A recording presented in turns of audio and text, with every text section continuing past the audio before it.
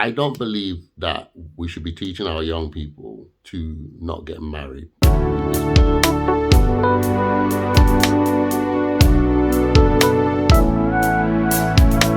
Hi guys, welcome back to my channel. Before I get into the video, please do consider leaving me a subscribe today. I'm trying to get to the 1,000 sub. It would really help me out. Leave a like on the video and leave a comment if you enjoyed the video. Today's video. I've spent a lot of time in my career defending the institution of marriage, and I defend it because it's the bedrock of civilization, so it deserves defending, and I defend it because it's under constant attack, so it needs defending. It is. One of the most troubling developments in recent years, which we've discussed on this show in the past, is that these attacks are increasingly waged not just from the left, but from certain noisy segments of the right as well. Some right-wing influencers with legions of young, mostly male fans have decided that men should abandon marriage and family life and go their own way. And these influencers, many of whom consider themselves a part of the so-called red pill movement, tend to despise feminists and yet have essentially arrived at the same conclusion as feminists. Yeah, that's always been my problem.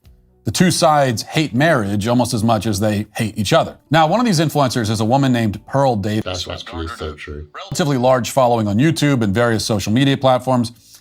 She's in her mid-20s, single and childless, and yet full of opinions about modern marriage and family life. Another thing I don't like. Has no personal Everyone who's talking though has no experience in marriage. Few days on the internet complaining about quote-unquote trad cons like myself, who she says promote the nuclear family despite not understanding what it's really like.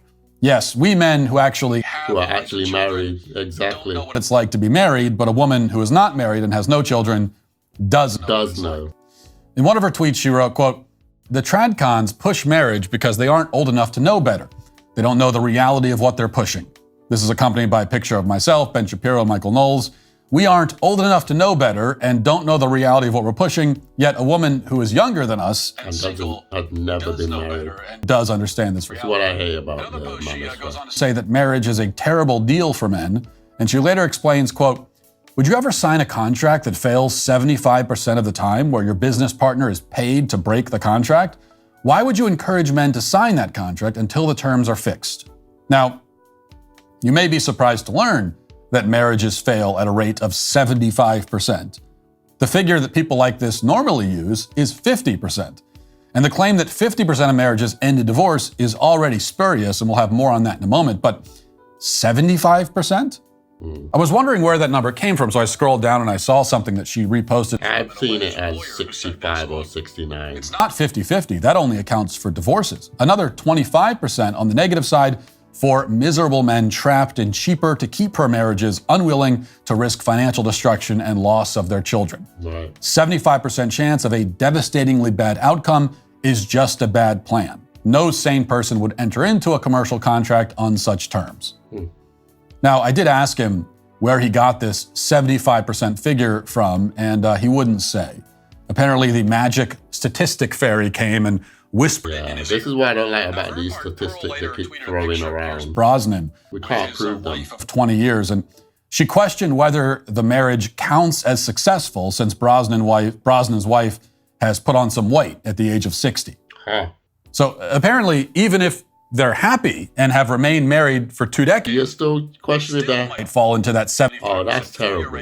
Because they have not both remained in supermodel condition. They're 60. What's wrong with you? This debate on social media brought out the rest of the marriage skeptical crowd on the right.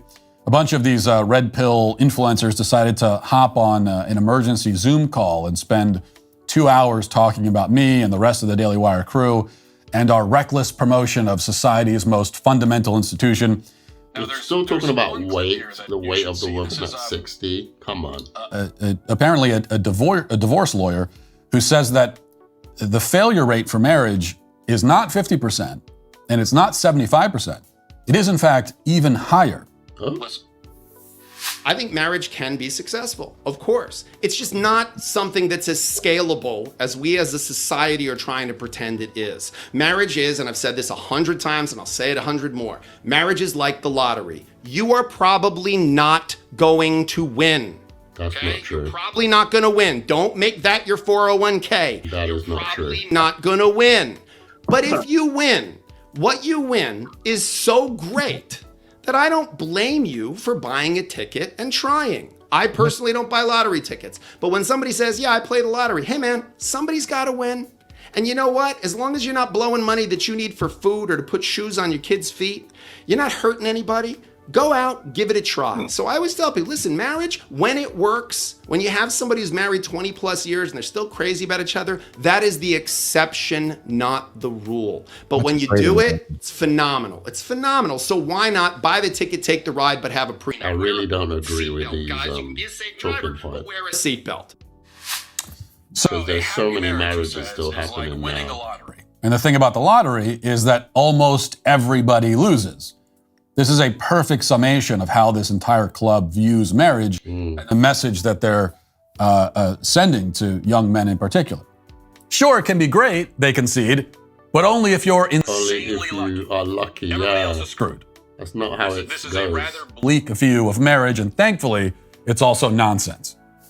First of all, the claim that marriage isn't scalable is obviously ridiculous because marriage has served as the bedrock of human society since time. Yeah, exactly. It's literally the backbone of happened at the society. civilization for thousands in of every years. culture. Now the divorce lawyers come along and say that, you know, this thing that society's been doing forever, turns out it doesn't work. Innit? I don't believe that for 1 second. a million. It's ridiculous. It's a ridiculous claim.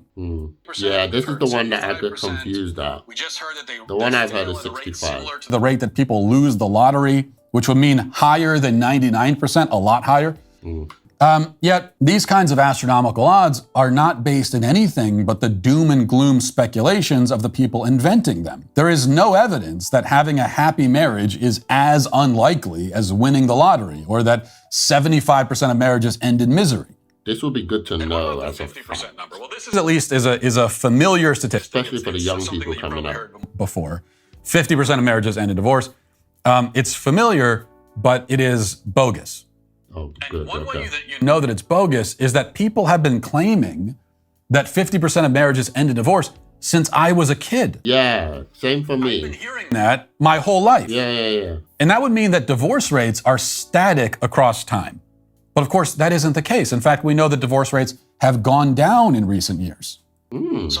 So where does the 50% figure come from? Apparently, it's a holdover from the 1980s, which is when people first started citing that statistic. It's not true today. And it's actually not clear that it was true even in the 80s either. Okay. So what is the actual divorce rate? Yeah, I want to know that. It's a little bit hard to determine. Probably our best guess is based on US Census data, which according to the most recent figures, says that about 35% of American adults who have been married have been divorced. Okay. So it's not exactly going to give us a Have been married, have been divorced. Okay. divorce rate is, but it's as close as we're going to get, 35%. 35%. That's a bit more. It's still high, but it's Not not 50%, 65%. 75%, and it's not 99%. Yeah. And it's definitely not lottery odds. It's still better odds than what we're hearing these days. Married, your chance of failure is 35%, and the chance of success is only 65% at the most. Okay, so it's kind of swapped around. Even if we go with that number, isn't that still very, very scary? Isn't it high enough that it should dissuade anyone from attempting it? I mean, I'm happy to hear it's lower, but That question is no. And here's why. okay. If the divorce rate is 35%, or even if it's 50%, it does not follow that your own particular marriage has a 35 or 50% chance. I love that. I love that. Saying that you should be cocky or reckless, or that you should see yourself as invincible. I am saying that you shouldn't, on the other extreme, see yourself as passive debris floating helplessly on the tide of statistical likelihoods. I love that. Because you are an individual. Yeah. Your marriage is an Choose. individual Yeah. thing. Come on. And its chances of failure are not set by society at large. It's you. I love Here's an that. example to illustrate what I mean. And this is really, really important to understand because as marriage rates fall, and those are falling, the thing that convinces so many people to not marry in the first place are numbers like These numbers, yeah, exactly. this misconception. That's why people are not getting Look at the married. divorce rate, and that is my own Avoid divorce. chance of getting divorced. And I'm here to tell you that that's not how Yeah, it it works. doesn't have to be you. So here's I think this illustrates it. The obesity rate in the United States is over 40%. Does that mean that your own chances of becoming obese are 40%? No. It doesn't. Your chances might be 5%. I get what he's saying. Zero. Or they might be quite a bit higher than 40%. That's because obesity. But I don't think it's a good comparison to marriage. But I get where he's heading. If you do not engage in the behavior or make the choices that lead to obesity, you will not become obese. The fact that 40%. The problem with that is you still have to choose somebody who has the same mindset as you. Obesity risk. And this is why I tell young people to be intentional. Car accidents. Americans get into car accidents at a certain rate. I'm not sure what the rate is. It doesn't matter for our purposes. What does matter is that your own individual chance of getting into a car accident. Okay, this one sounds like a better example. Driver on the road. That's right. People who compile statistics will say things like, motorists have an X% chance of getting into a collision. But you are not just a generic motorist. Yeah. You are an individual. Now, you can never bring your own chance of dying in a fiery car wreck down to zero. Because somebody could hit you, but you can drive well. Yeah. Obviously, your chances of This getting in one- an accident are much lower This than the is chances better. of someone who is not responsible. All of those stupid drivers who don't understand the basic rules of the road and like to tweet and eat while they drive and everything else. Exactly. I think this example is much better because marriage is life and death, and so is driving. You know, they are actually actively making your own chances of getting into a car accident higher because the roads are filled with stupid people. But your chances are not as high as their chances. That's right. Especially if you're responsible. Level of risk, unless you're as dumb as they are. Because again, you are an individual, not a mere statistic. I like that. What about marriage? It's true that even if you do everything right, things can still fall apart if your spouse doesn't follow that program. That's the fear that young people have. Everything right, or even most things right, then your chance of divorce is basically zero. But you can do everything on your end, and maybe your spouse doesn't. Spouse.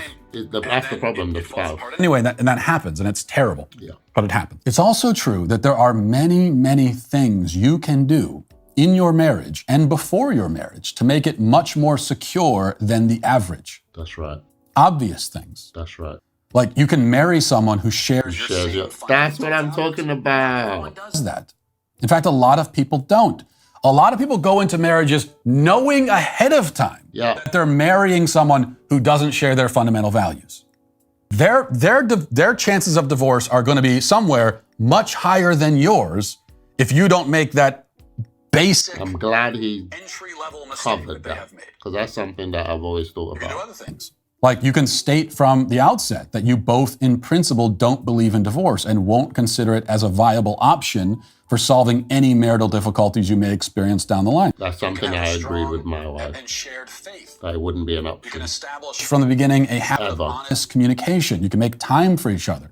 You can continue to date, even or especially as your lives During marriage, that's right. and so on. You can make a strong effort to be patient with and grateful to each other. You can take care of your body and your appearance. You can do all these things and more. Now, I'm not saying that if you do all of this, it will bring your divorce chance down to zero. I'm not denying that there are plenty of people out there who did all this, at least on their own end, and yet still ended up divorced. That's not my point. My point is that the divorce rate doesn't take any of that into account. The people who take none of these basic steps are lumped in with the people who do all of it, and we're supposed to believe that both groups have an equal chance of marital failure. That's just not true. I don't deny that there are real serious problems with marriage in our society. The so-called red pill people and others, they raise totally legitimate and important points on that end. We need drastic reform. The reform thing, I mentioned that in one of my videos. Down and rebuilt. The system is stacked against men in many ways that are extremely unfair and have ruined countless lives. That's right. So let's fight for those reforms, absolutely. But don't destroy marriage. The systemic problem is not going to be solved today or tomorrow or next week. Abolishing no-fault divorce is just the beginning of reforming the system. Lawmakers in a small number of red states have only just started to seriously consider that idea, which is merely step one. So we're a long way off from fixing the system. It took decades to get us here. It will take decades to get us out at best. Anyone who tells you anything else is selling you something. They're selling you a bill of goods. This is a decade-long, long-term struggle. Interesting. The question is, what are young men, young people in general, supposed to do in the meantime? Get married. This is where the red and be intentional. Hazy, foggy, ambiguous Choose right. Choose the right person that are needed. yet have nothing to Watch say out for the to red young flags. culture today who will be old, if not dead, by the time the system is fixed, if it's ever fixed at all. If it's ever fixed, exactly. I don't think it ever will be fixed. Right now, what kind of life would you have them lead right now, today? The answer, it appears, is that an entire generation of young men, if not multiple generations, should skip marriage while we wait for the system to improve. That's not a solution. But this is not a viable solution. It's not a solution at all. It's a surrender. You're asking entire generations to give up their bloodline, their legacy, their chance of finding the transcendent joy and meaning that family. Yeah, meaning of life. Yeah. You're asking them to give up on themselves and on civilization itself. For thousands of years, human beings have always understood that their most basic purpose and obligation was to form families. Exactly. Exactly. You're telling these young men It's a milestone. do what instead? Live for themselves, alone, wasting away in front of screens? Exactly. Only to die with no descendants, leaving no lasting mark? Nothing left behind, nothing. Think about the kind of misery you're consigning these men to. Think about the catastrophic. That's what I've been saying. Like, it doesn't make sense. You can't give up on propagating the species for a few decades and then pick it back up again like nothing happened. That doesn't work on any level, individually or societally. It is a recipe for despair and collapse. That's right. I agree with Am I you. saying that young men and women should accept the risk then and get married anyway? Yes. Yeah. That's exactly what I'm saying. Accept the risk, but Doesn't mean you should be reckless don't be, yeah, that's it. Don't be reckless. Like, choose right. so that it's not a roll of the dice. Be intentional. You should do all those things. Don't go into marriage blind, Yeah. but don't run from it either. Even if you mitigate the risk to the extent possible, still there will be a risk. That's true. But here's the rub. All good things come with With risk. risk. That's right. I love that. Worthwhile it is, the worse and more disastrous it will be if you fail. That's right. If you take on more responsibility, then your life will be more consequential. And the more consequential your life is, the more cataclysmic your failures potentially become. But also the more exciting A man with children lives a life of greater consequence. consequence. That's right. A man with no children. There are more people depending on him. He has a greater stake in the future. Yeah. Yeah. This means that if things go sideways, You're speaking facts, guys. if he screws up or his wife screws up or they both do, his life will be ruined. That's right. Children will be devastated, and the impact will reverberate down through the generations. This is what it means to live a high impact, consequential life. These are the stakes. And yes, they are quite high. Yeah. Sure, you can stave off that sort of catastrophe by staying by yourself, Staying single. going out on a limb, You miss out on so much. never having kids, never striving for anything great or meaningful in life. But then you're not avoiding failure and misery, You failed already. teeing it. Yeah, you failed already. You never started anything. In a divorce by never having a family to lose in the first place, which is like insurance. Guys, spitting facts, guys. I know some people don't agree with him, but in this one, I'm in agreement. Broke. Ha, I beat the system. Not losing by having nothing to lose is a loss in You lost itself. already. Yeah, yeah. And I don't want that for anyone. It's not a path to happiness and prosperity for either you or society. It is a path to defeat. A preemptive and self-imposed defeat. And that is the worst kind of all. All right, guys. So one of the most important thing I'm taking away from this video is that, guys, you know my channel. If you've been watching me for a while, you know I don't like the dynamic between the manosphere and feminism. I'm not on any of their sides, even though both sides have some real good points. For example, in feminism, I love the previous feminism, but I don't like the modern feminism because their conclusion is hate men, don't ever get married. I like some of the points of the manosphere that focuses on men improving themselves and being strong and masculine. I don't like the same conclusion that they reach, which is the same as feminism, which is don't get married, period. I think they both have some points, but their solutions are completely off. So I've always been speaking against feminism and the manosphere, or red pill, whatever they call them. But one of the things that I've always been disturbed about is the statistics that they throw around. So I have checked them online, but again, I'm skeptical about even the online statistics because there's so many of them. We don't know which one to trust. And the one that I've known of, which has been there for some time, is the 60%, and I think it went up to 69% recently. To be honest, I read that and I'm like, look, this is terrible.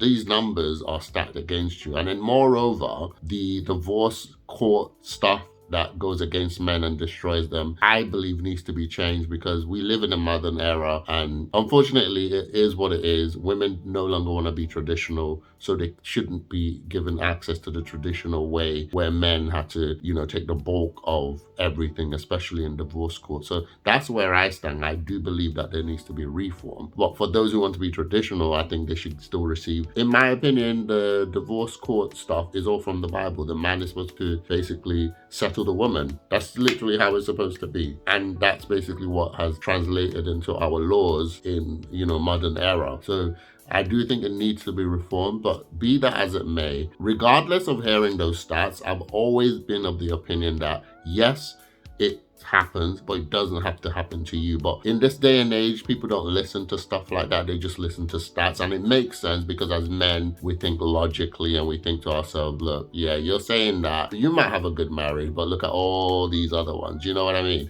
And I won't lie to you guys, it is the stats that disturbed me. When I was growing up, divorce was rampant in the church. Like, the church was getting divorced so much that it disturbed me, because, we were taught as children that divorce was wrong. And then we started seeing people getting divorced, and we're just looking at them like, what? But you said this, you're not supposed to do that, but it was happening. So one of the things that I did, I prayed and I said, look, Lord, marriage is something that I want. And I do want marriage. I didn't have great examples around me, but I actually wanted marriage. I wanted to take that milestone. So I said to myself, I want to meet the person that I'm going to be with. This was my solution as a young man. This was just my logic. I didn't, it didn't come from anybody. This was just my logic. My logic was, if I meet them young, I have time to get to know them, which means that every possible risk, every possible thing that could pull us away would be seen before marriage. And then I'll be able to be like, okay, don't get married because I've seen it now. So I felt that I would be able to mitigate that risk by getting to know my woman for a long time, which,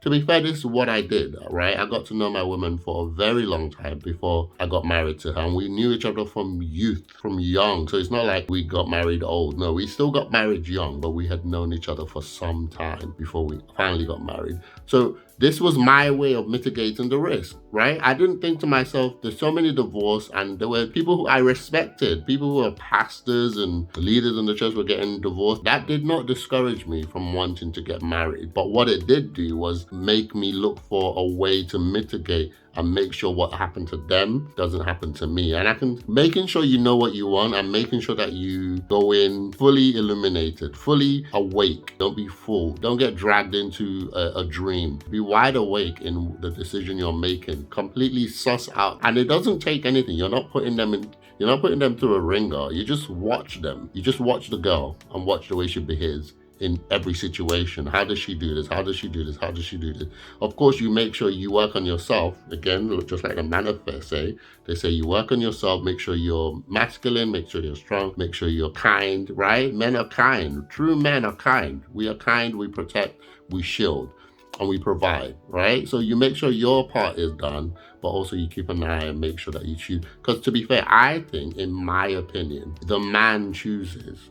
And if he chooses, even if he chooses somebody who is incomplete, his love will change them. Because again, women respond to us. They respond to us. Everything they do is for us. Even the modern women right now, all the stuff that they're saying they don't want to do, right? They still end up doing things for men. OnlyFans is for men, right? The way they dress in the gym and then start making noise, it's still for men. Like, everything women do is meant to be for men. No matter what we do, we can't escape it. And vice versa, everything we do is for the women. It is what it is. I don't believe that we should be teaching our young people to not get married. I think it's a milestone. Like, if you don't take that milestone before 30, like I said in one of my videos, you are late. You're very late as a man. For the girls, you should have been looking at it from the time you're 19, right? This is the latest age for me. I think you can even be earlier than that. But the latest age, 19, you should already been thinking about which guy you want to spend your life with. And by the time you get to like 22, 23, you should start getting locked down. And every woman should look forward to being a mother. Just like every man looks forward to being a father, every woman should look forward to be a mother. Because at some point, your innate feelings will come out. You might say, oh, you don't want it now. You turn 25, you don't want it. 30, you don't want it. 35. By the time you 35, 38, you're already thinking, I want a child. So why? What's the point? What are you, like, we're always trying to defeat time, but we can't. We're always trying to defeat our feeling. We can't. We're always trying to defeat our nature. Guys, I hope this video helped you out. It really did help me out, because some of the things he said are things I wanted to articulate, but he really brought them out. It's like he was saying stuff that I wanted to say, but I didn't have words for it. I've always believed it, that, look, yes, things are going on out there. Marriages are failing, but it doesn't have to happen to me. So just like he said, your statistics belongs to you. You're the one who makes what happens to you. You have full control of what happens to you, and you can try and reduce the risk. Marriage is such that it takes two. So even if you're upright, your woman might not be, but the way you mitigate that is by choosing a woman who is upright, choosing a woman who shares your values, choosing a woman who comes from the same mindset as you, choosing a woman who wants the same thing as you. There are women who don't want marriage at all. Don't marry them, right? If they're saying, I want to be single and I want to be this, don't go for them. But my wife, just like me, has been thinking about marriage from when she was a youth. Don't go and marry girls who are talking about they want to be single and they don't have time for marriage and they don't want to be mothers. Like, if a man who wants to start a family goes to marry a girl that says she doesn't want to be a mother, you're going to get married and she's going to say, I told you I don't want to be a mother. And I believe we had celebrities that were like that. If you want to get married, be mindful that you can mitigate those risks, and you don't have to be one of the statistics. You can actually have a good marriage, and no matter what they tell you, marriages are still happening. People get married left, right, and center, both in the Western world and the third world countries. People get married. It just looks like these people are making money off men, not providing solution to a problem that we know exists, and the solution that they're providing makes the problem worse, because you're now telling people, don't even try. Guys, let me know what you think of my comments on this video. Let me know what you think of Mat Walsh's video. I know people don't agree with most of the things that he says. I'm always mindful of making sure that I stay in the middle, so that I can tell, you know, like when you just stay in the middle, so that you're not gonna be deceived, is what I'm basically trying to say, that you can suss out when somebody's trying to like say something wrong. Don't put people too much on a pedestal, because a lot of young people put Andrew Tate on a pedestal and then look what happened. A lot of people have put Just Pearly things on a pedestal, and again, look what's happening to her. Try and stay in the middle. Try and think for your own self. Be a free thinker yourself, so that when they say things that are right, you can say, yes, I agree with that. That's right. And when they say stupid stuff, you can say, no, I don't agree with that. You don't have to agree with everything that these people are saying or the influencers are saying, myself included. Guys, please leave a like on the video, leave a comment, share and subscribe to my channel. It will really help me out. I'm still trying to reach the 1,000 sub, so I would really appreciate it if you give me a subscribe today. I'll see you guys on my next video.